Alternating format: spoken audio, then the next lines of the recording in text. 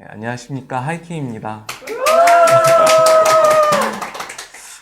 네, 일단 오늘 저희 촬영은 9월 19일 추석 연휴 끝나고 바로 다음날 하는 거고요. 이거를 말씀드리는 이유가 이제 대출 이야기를 할 건데, 지금 대출이 굉장히 빠르게 뉴스가 나오고 있기 때문에 저희가 촬영 날짜하고 방송이 업로드되는 날짜 사이에 또 다른 내용들이 많이 나올 수 있기 때문에 지금 9월 19일이라는 걸 말씀을 드리고 진행을 하겠습니다. 이제 그러면 정부 대출 규제 막 이야기가 이번 추석 연휴 동안 많았을 텐데요. 요거 속내가 무엇인가 그 이야기를 해보려고 합니다. 9월 10일 날 추석 연휴 전이죠. 이복현 금감원장 나와서 가계대출 규제 혼란 사과 이런 키워드를 가지고 지금 추석 연휴 내내 시끄러웠어요. 굉장히 시끄러웠죠. 그래서 요게 잘했다 못했다 이런 이야기를 할 것도 아니고 전망이 어떻다 이런 이야기 하진 않을 거예요.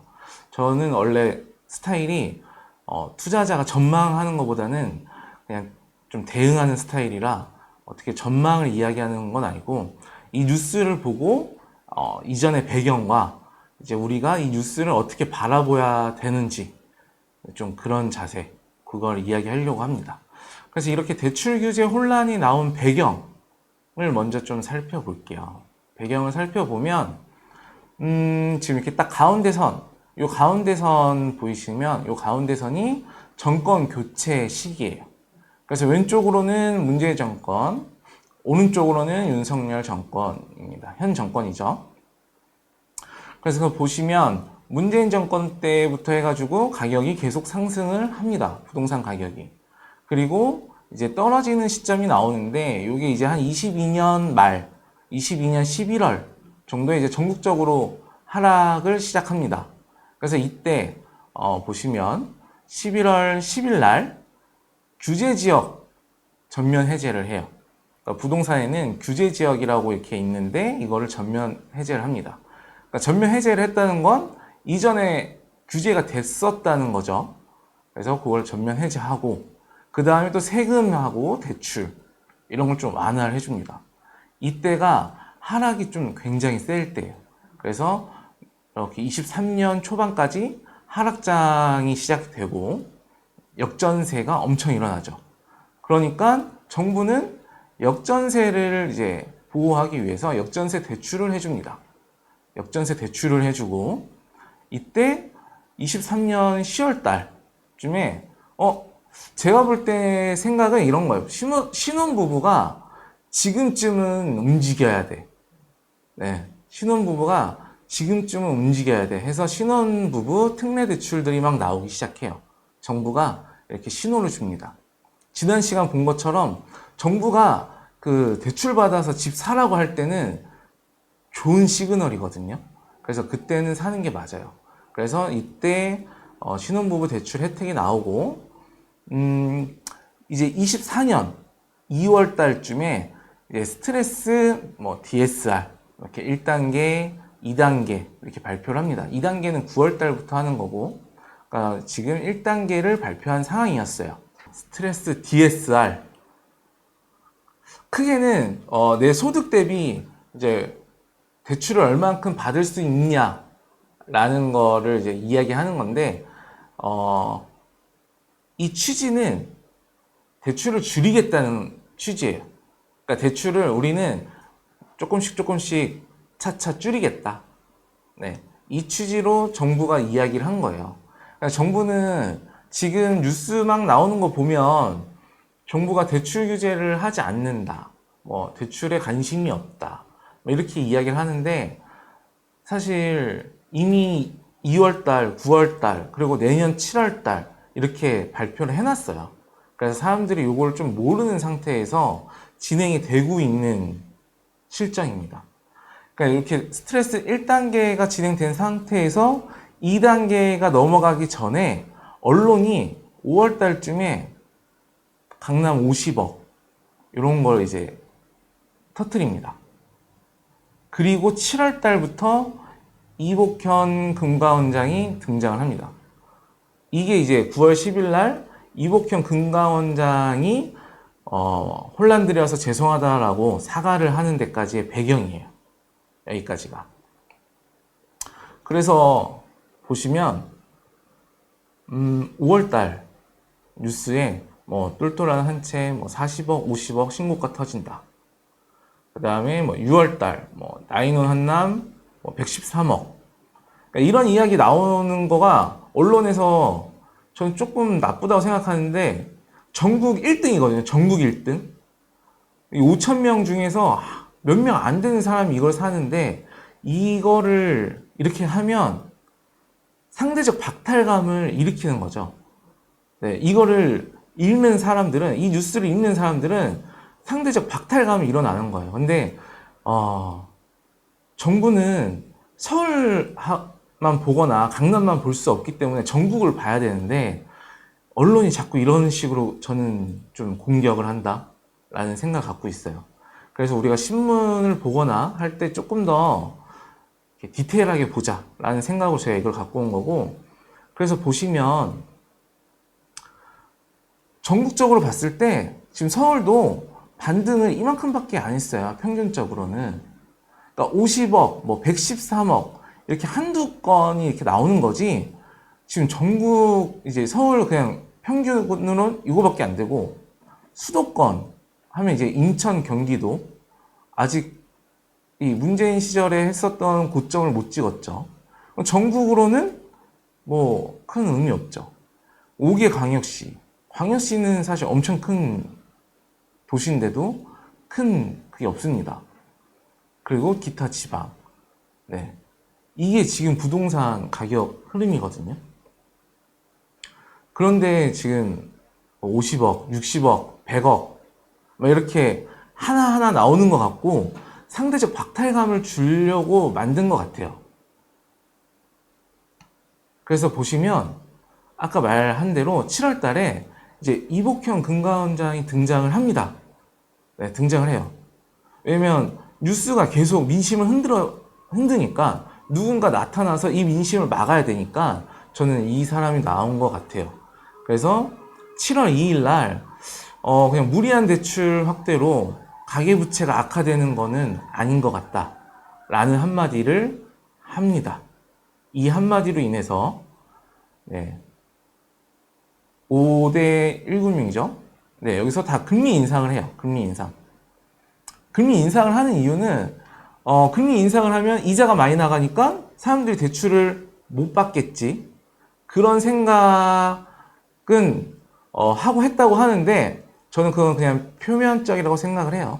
네, 저는 그렇게 생각합니다. 그래서 이렇게 금리 인상을 시키니까 뉴스는 또 이제 비판을 하죠. 은행들 뭐 이자 장사 또 대박 이렇게. 근데 여기서 이자 장사 또 대박이라는 말은 결국 이렇게 과거를 봐야 되거든요. 그러니까 뉴스 같은 걸 볼 때는 항상 과거를 같이 봐야 돼요. 보시면 23년 12월 29일 얼마 안 됐죠. 딱 작년 연말에 부동산 시장은 안 좋았는데 이자 장사한다고 욕을 엄청 먹었어요. 이때 은행권들이 막 대놓고 욕 엄청 먹고 퇴직금도 줄여버리고 이랬던 때가 있습니다. 근데 이제 한 6개월 지나니까 기억이 또 안 나죠. 우리는 그게 문제예요. 항상. 그래서 은행들이 금리를 올리는 걸 저는 명분이라고 생각을 해요. 이때다 싶어서. 그래서 금리를 올렸더니 다시 8월 달에 이복형 금감원장이 나타나서 금리 인상은 정부가 원한 거 아니다. 우리가 원한 거 아니다. 왜냐면 금리 인상을 해버리니까 은행은 욕을 먹으면 그럼 누가 이렇게 했지? 결국 누군가 책임을 져야 되니까 이제 은행은 정부가 원하는 게 이런 줄 알았다라는 식으로 몰고 간 거고 이복현은 정부가 원한 거 아니다. 그러니까 결국 핑퐁을 한 거죠. 그렇게 해서 결국에는 이제 최종적으로는 만기를 줄이는 만기를 30년으로 축소시키는 요렇게 지금 넘어갔는데 이것도 만기를 30년으로 줄이면 이 금리 인상을 하지 않았지만 그거랑 똑같은 효과가 나타나요. 왜냐면 지금 이제 작년 부동산 시장이 한참 안 좋았을 때 7월 달에 50년 만기 주담대가 출시가 됩니다. 50년. 그래서 예를 들어서 5억짜리 대출을 50년을 받고 대출 금리를 동일하게 4%를 받으면 한 달에 원금하고 이자 합쳐서 192만 원 정도가 나가요. 근데 30년으로 줄여버리고 금리를 그대로 4%를 가져가요. 금리는 인상을 안 한 거죠, 은행에서. 그러면 30년으로만 줄이면 238만 원으로 바뀌어요. 그러면 내가 월급 받고 쓸 수 있는 돈이 훨씬 줄죠. 그러면 그거에 맞춰서 대출을 줄여야겠죠. 그러니까 이런 식으로 은행과 언론은 저는 이렇게 팀워크를 한다고 생각을 합니다. 네, 이런 식으로. 그렇게 해서 이렇게 줄여요. 근데 이제 또 지금 문제가 됐던 건, 이렇게 주담대, 이걸 이제 가계대출이라고 하는데, 가계대출을 줄여버리니까, 이제 신용대출이 오르고, 그러니까 풍선 효과죠. 다른 데 가서 대출을 받는 거죠. 그리고 아니면 카드론, 이런 게 올라가고, 이금융권, 이런 데로 넘어가는 거죠. 그래서 최종적으로 나와서 사과를 한 건, 실수요자한테는 가게 하지 않겠다. 라고 이제 이야기를 하면서 추석 전에 끝납니다. 이게 딱 추석 전까지였어요. 근데, 이제 제가 하고 싶은 말은 이제 할 건데, 사람들이 이 뉴스랑, 제가 유튜브 댓글들 몇 개를 찾아봤는데, 엄청 욕을 해요. 검사 출신인 이복현 금강원장에 대해서. 검사 출신이 과연 뭘 할 수 있느냐? 검사가 뭘 안다고 그러냐? 검사, 그냥 다 검사. 그냥 검사가 일을 하니까 이렇지. 라고 하는데, 제가 아는 이복현 금강원장은 좀 천재거든요. 그래서 저도 이 사람을, 오늘 이 시간 준비하면서 다시 찾아봤어요. 그래서 과연 그는 누구인가? 이렇게 찾아봤는데, 네이버에서 찾아봤을 때는 그냥 이렇게 딱, 네, 현재 금융감독원 원장, 그리고 부장검사, 이렇게 검사 출신이었던 이력이 이렇게 쭉 떠요. 이렇게 쭉 뜹니다. 근데 우리가 검사, 변호사, 의사도 그렇고 다 전문 분야가 있잖아요. 의사라고 하더라도 의사 자격증이 있어도 산부인과가 있고 외과가 있고 내과가 있고 이런 것처럼 검사도 사실 전문 분야가 있어요. 전문 분야. 그래서 이 사람에 대해서 조금 더 자세히 보시면 이 사람은 서울대 경제학과를 졸업했어요. 그러니까 보통 검사하면 경제학과가 아니라 법대잖아요. 이 사람은 경제학과를 나오고 91학번인데 졸업을 하고 바로 공인회계사를 합격을 합니다. 공인회계사를 합격하고 2년 만에 사법시험을 합격을 해요. 이것만 봐도 저는 사실 천재라고 생각을 하거든요. 그리고 이 사람의 이력을 보면 현대차 비자금, 그 다음에 외환은행 수사, 하나그룹 비자금, 그 다음에 삼성물산, 최순실 게이트, 다스. 그러니까 결국엔 다 돈에 관련된 수사를 한 거예요. 그러니까 이 사람은 그냥 검사다라는 걸로 욕을 먹을 게 아니라 숫자에 관련돼서 법을 적용한 천재예요. 제가 볼 땐. 숫자에 관련된 법을 이용한 천재입니다. 그러니까 이런 사람이 지금 이렇게 행동을 한 거예요. 그래서 이거는 그냥 번외로 그 이전에는 어떤 사람이 했었나 봤어요. 보니까 문재인 정권 시절에는 검사 출신은 아니에요. 네, 보니까 네, 이분도 서울대 나오셨고 인류학 학사 이렇게 하는데 네, 14일 만에 전격 사퇴. 근데 이분은 숫자에는 전혀 상관이 없는 사람이고 좀 비리도 있고 이렇게 저렇게 해서 일찍 관뒀더라고요. 그러니까 이런 분보다는 금강원장 현재 이복현이 훨씬 낫다. 훨씬 똑똑한 거고 검사라서 일을 못한다. 은행하고 손발이 안 맞는다. 이게 아니라는 거예요. 네. 그래서 처음에 주제였던 이복현 규제 혼란 들여서 사과 이거를 역할놀이 한다고 생각하고 보시자는 거예요. 그냥 이 사람 사과했네? 그래, 사과는 잘못했으니까 사과하는 거지 라고 생각하지 말고 그냥 네, 불편드려 죄송하다, 송구스럽다 라고 생각한 건데 이거를 하나씩 뜯어보자는 거예요. 그래서 규제라는 단어, 이 사람이 사용한 이 숫자 천재, 그리고 바로 검사를 하게 된 이 숫자와 문과 천재인 이 사람이 규제라는 단어랑 혼란이라는 단어를 썼어요, 직접. 그걸 한번 살펴보면 규제라는 단어는 우리가 규칙으로 정하는 거예요. 이제부터 어떻게 할 거야. 뭐 이렇게 하면 안 돼. 라는 규칙을 정하는 걸 규제라고 합니다.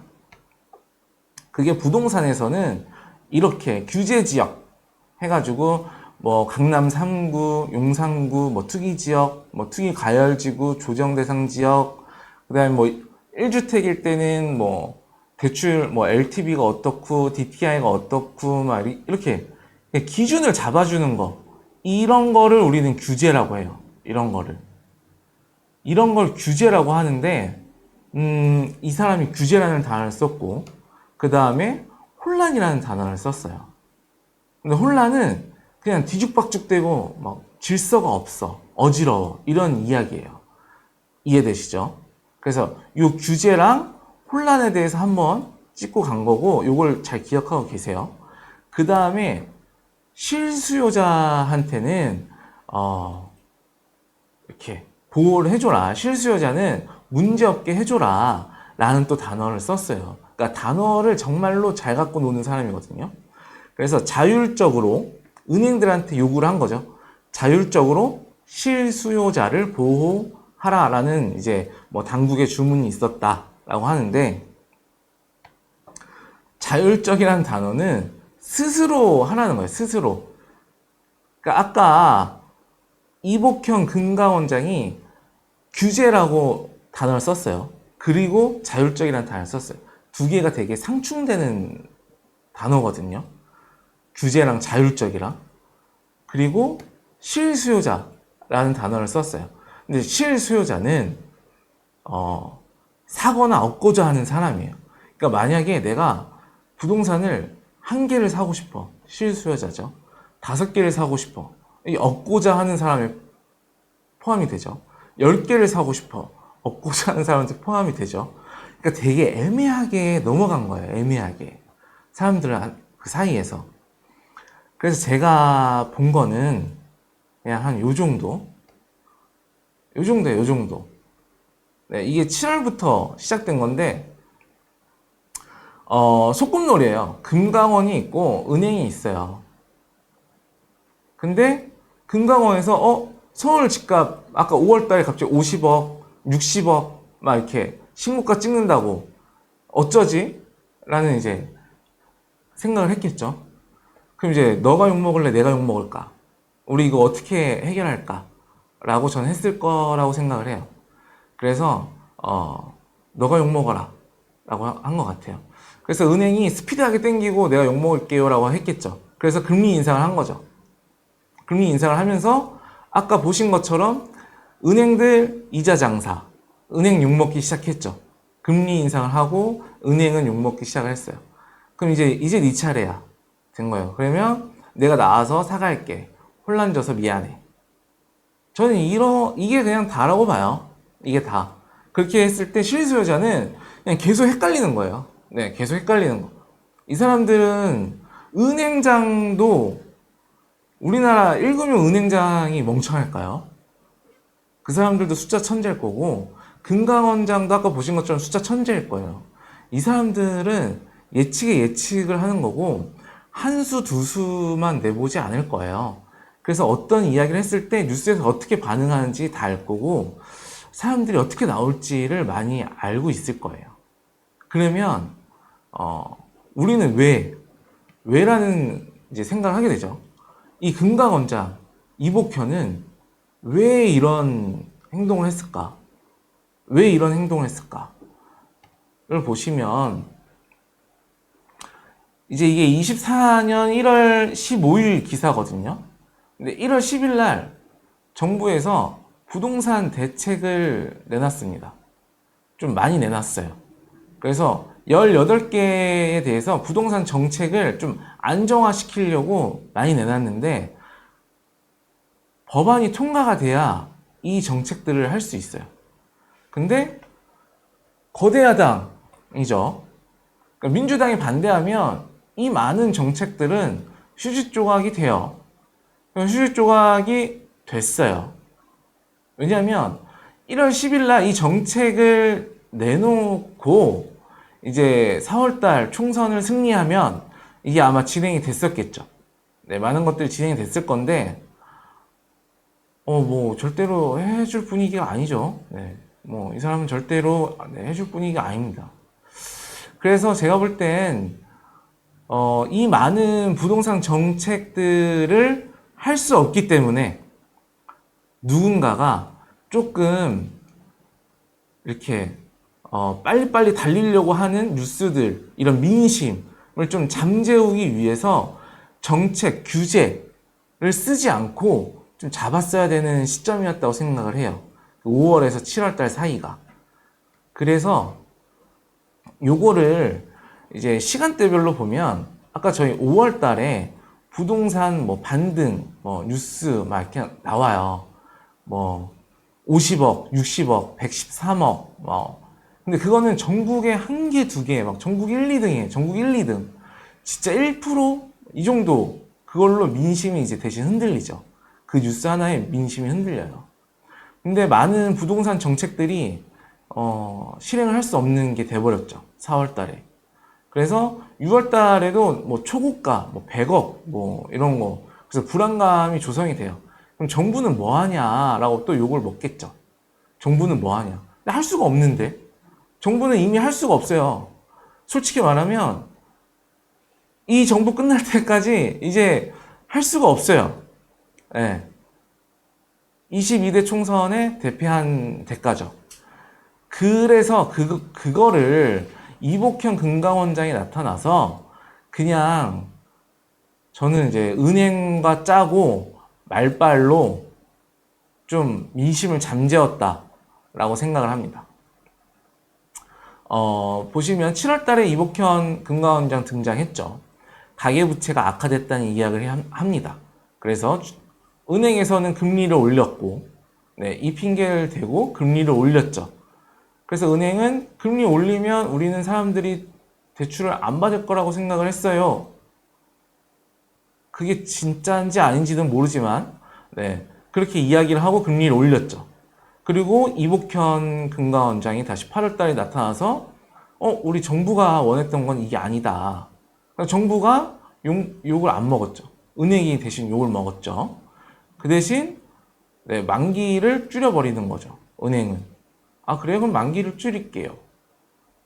그럼 만기를 줄이면 아까 보신 것처럼 좀 내가 월급에서 나가는 돈이 커지니까 많이 힘들죠 또. 그러니까 금리는 안 올렸어. 근데 어차피 힘든 건 매한가지죠. 그러니까 똑같이 그렇게 조절을 한 거죠. 그리고 이복현은 다시 뭐 실수요자 대출금지 안 돼. 그 다음에 혼란 들여서 재송. 이렇게 넘어가고 추석이 된 겁니다. 그렇게 해서 추석 내내 댓글에는 그냥 뭐 검사 출신이라서 뭐 이렇게 계속 욕을 먹은 건데, 제가 아까 말씀드린 것처럼 규제를 하지 않고 정책을 내놓지 않고 그냥 이 민심을, 갑자기 불안해지는 민심을 잡아버린 거예요. 네. 저는 그래서 이 사람 좀 천재다라고 느낀 거예요. 근데 이게 제 생각이냐라고만 했을 땐, 이번 주 KB 부동산 데이터를 보면 이 매수 우위 지수라는 거는 그 뭐 매도자랑, 그러니까 아파트를 파는 사람, 사는 사람, 그거를 이제 따져가지고 이제 심리 지수로 따지는 건데, 심리 지수가 확실히 꺾인 게 눈에 보이시죠? 네. 그러니까 저는 이거를 노렸다라고 생각을 해요. 뭐 규제는 할 수 없고, 뭐 부동산 정책은 내놓을 수 없고, 어차피 민주당이 안 해줄 건데. 그거 뭐 아무 효과 없으니까. 근데 어느 정도 또 이렇게 좀 뉴스에서 민심을 좀 잠재워야겠고. 그래서 저는 그냥 딱 요렇게 역할놀이로 어느 정도 잡았다. 네, 좀 심리를 좀 잡았다. 라고 생각을 합니다. 그럼 지금 이렇게 심리가 꺾였으니까, 그럼 이 심리를 꺾은 다음에, 과연 정부는 그럼 또 집을 못 사게 하는 거냐? 이 주거 사다리를 끊는 거냐? 이런 거에 대해서 또 생각을 하게 되는데, 이 현 정부의 진짜 속내, 그거는, 네, 다음 시간에 알려드리도록 하겠습니다. 네, 감사합니다. 네, 다음 시간에 뵙겠습니다. 네, 하이킹이었습니다. 감사합니다.